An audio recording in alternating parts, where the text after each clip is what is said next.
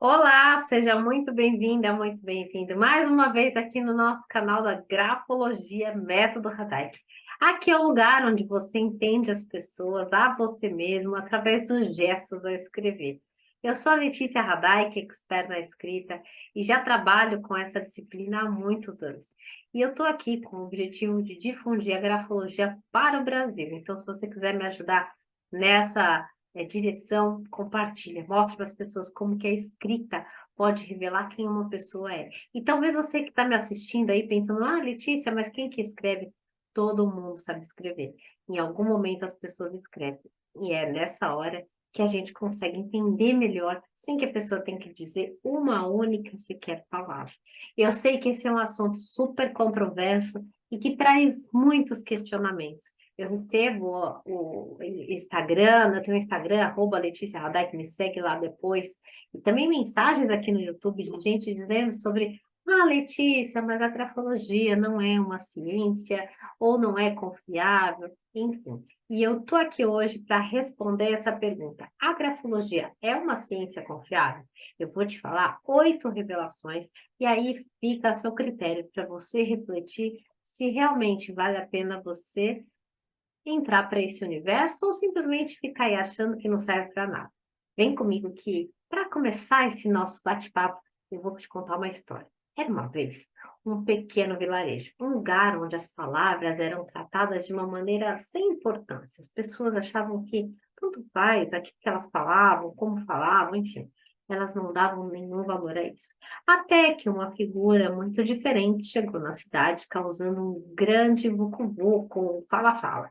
Era o professor Armand. Ele era um homem de cabelos grisalhos e com um olhar muito fundo, muito penetrante. Cada vez que o professor Armand falava com as pessoas, você via aquele olhar fundo, sabe? Aquela coisa que fazia você ficar quase se hipnotizar. E ele era conhecido porque ele tinha habilidades especiais. Uma das habilidades que ele tinha era ser grafólogo. Ele tinha um conhecimento que poucas pessoas ousavam explorar. Ele sabia que a escrita era muito mais do que uma mera interpretação.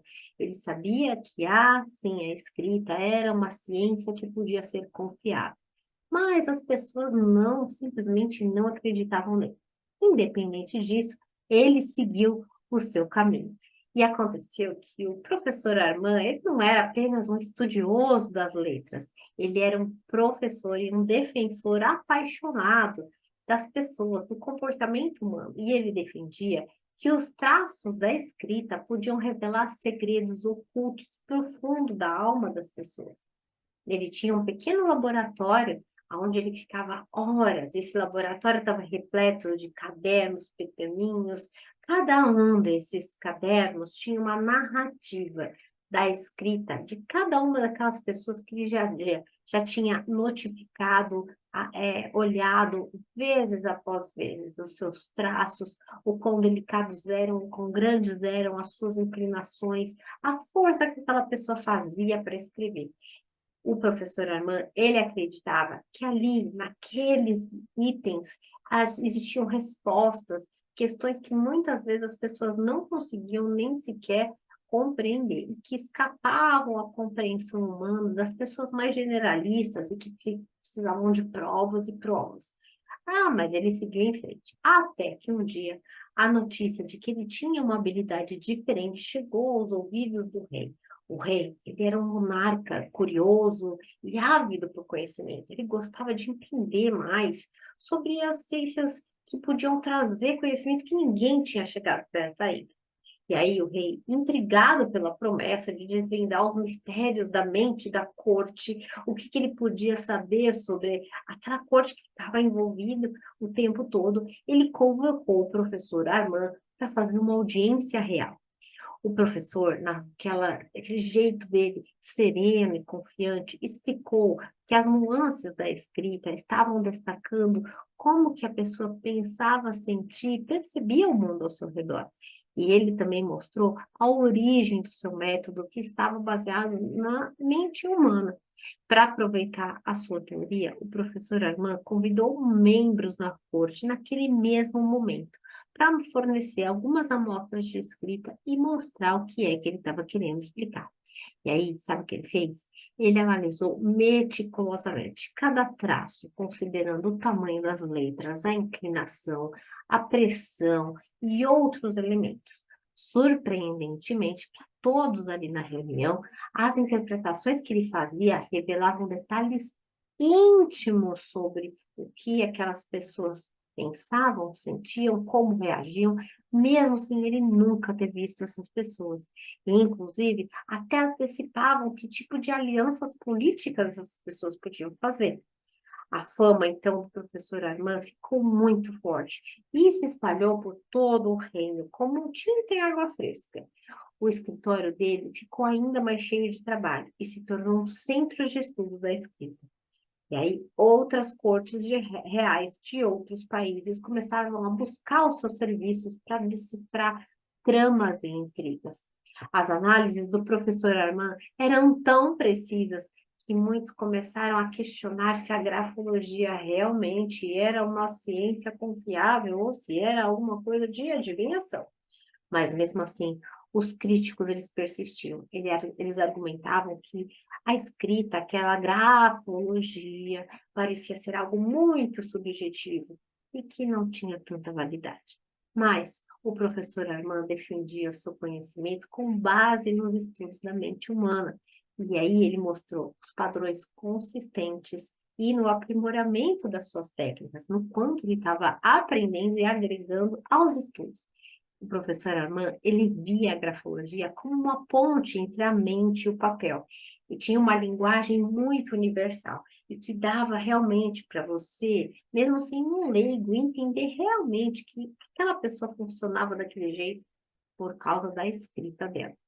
Com o tempo, a reputação do Armand cresceu além das fronteiras. Os ensinamentos dele passaram a ser registrados em manuscritos valiosos, em livros, e começou a difundir. O seu método influenciou gerações de estudos. Embora essa história que eu te contei agora possa ser uma história, né, única, ela fala muito sobre como foi a história, o começo da escrita, dos estudos da escrita. E eu estou aqui para te falar que, embora a grafologia possa não ser uma ciência que está lá categorizada em todos os níveis que uma pessoa queira constatar, que algumas pessoas se importam realmente com isso, e elas acham que se não tiver um carimbo, uma validade, aquele assunto não presta.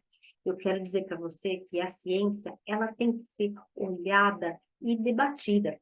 Ninguém pode negar a influência de uma constatação prática de como a escrita reflete comportamentos e situações em que a gente está envolvido. A grafologia, quando ela é vista com ceticismo, ela passa a perder a oportunidade de ser reconhecida como uma disciplina digna de respeito e estudo, que é isso que eu faço. Você já viu como a grafologia ela evoluiu no padrão? No estudo lá de trás, do século XVI, quando começou, até o século que a gente está hoje. Se fosse uma coisa assim, mística, algo que não tivesse nenhuma validade, isso não estaria atuando até hoje e nem evoluindo. A grafologia, ela evoluiu de uma prática muito mais intuitiva para uma abordagem científica, que é isso que acontece hoje. E é o que eu vou te falar aqui. A evolução, ela ocorreu em abordagens onde o processo fascinante ficou de lado e as práticas de estudos profissionais e validações começaram a acontecer no decorrer das eras.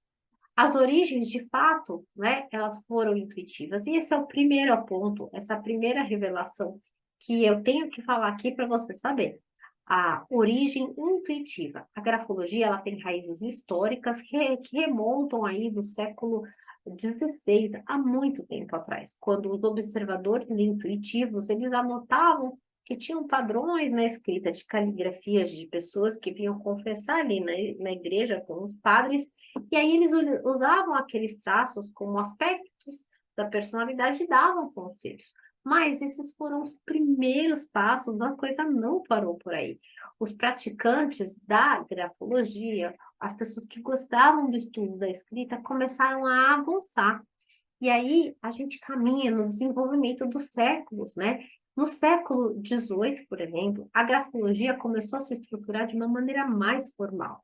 O abade Jean-Hippolyte Michon, um estudioso francês, ele foi considerado o pai da grafologia, porque foi ele que definiu o termo grafologia, porque ele estabeleceu bases sistemáticas para o estudo da escrita. Ele colocou um padrão estándar, ele colocou um passo a passo, vamos analisar isso, aquilo outro, para que a escrita fosse avaliada dentro de uma teoria estruturada, atribuindo significados específicos para certos traços da escrita. Mas essa segunda revelação apenas. Primeiro a intuitiva, segundo a parte da onde a gente fala sobre o desenvolvimento da grafologia no século XVIII. E o terceiro passo, olha só, houveram contribuições significativas no ramo da criminologia. No final do século XIX e início do século XX, os criminologistas Afonso Bertillon e Crépy-Jamin começaram a explorar como que a aplicação da grafologia podia ajudá-los a fazer investigações criminais. Veja só onde a gente já está, dentro da criminologia. E aí, esses esforços desses criminologistas começaram a olhar a letra, né, de criminosos para estabelecer uma análise forense. E claro que foi uma polêmica, porque tudo que é novo e desconhecido, as pessoas têm uma tendência enorme a falar que não serve, que não presta, mas elas não têm ainda o conhecimento, isso é uma coisa normal.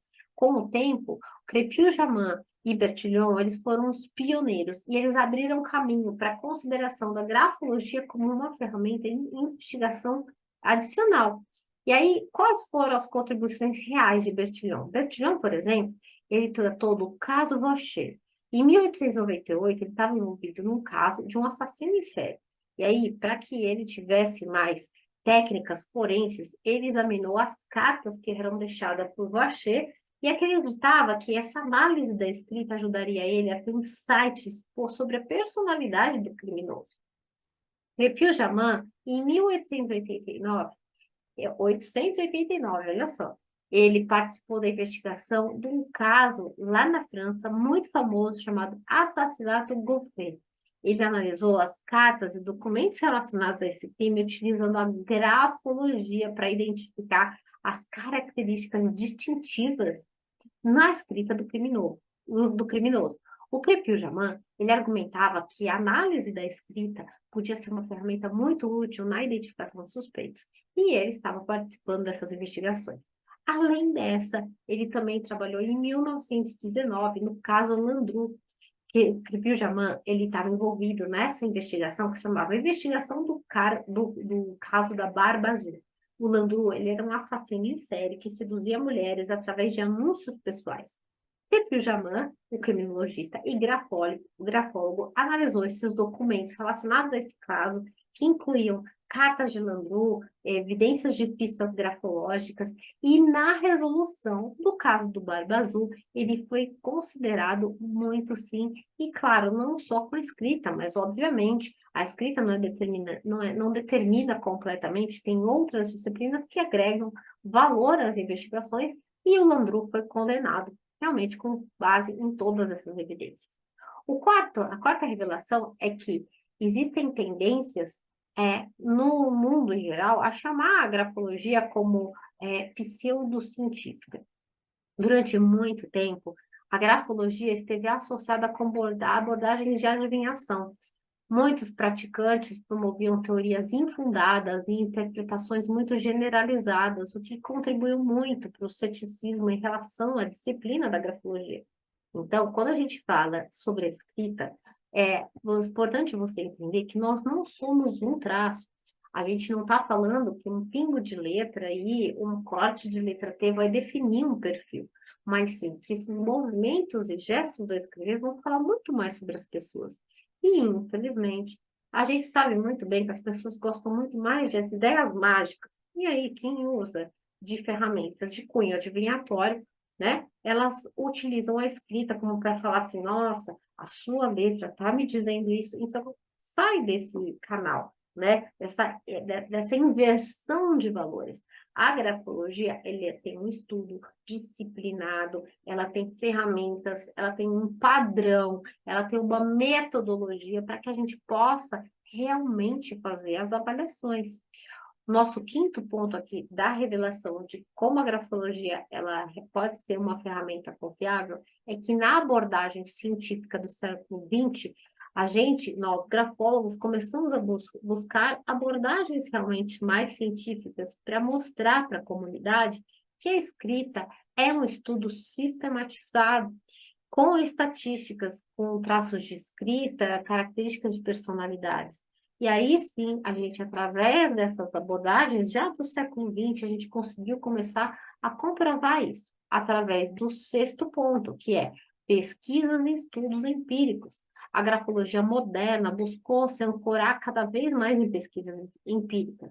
Por exemplo, a parte da neuroplasticidade, as neurociências, são estudos conduzidos para investigar a validade e confiabilidade da grafologia como um método de avaliação da personalidade. Então, nós estamos falando aqui já de neurociências. O sétimo ponto é a integração com outras disciplinas. Os profissionais da grafologia sempre buscaram e buscam, para a sua prática, colocar também outras disciplinas, como a psicologia e neurociências. Embora um grafólogo não precise ser um psicólogo ou um neurólogo, a gente sempre faz essa correlação. Por quê? A escrita, ela sai do cérebro e que sai de um ser humano. Então, não tem como separar, né? A grafologia é uma disciplina que vai contribuir para ampliar esse olhar dentro do traço que fica no papel. A abordagem interdisciplinar permite uma compreensão mais aprofundada dos processos cognitivos e emocionais que estão atrelados à escrita.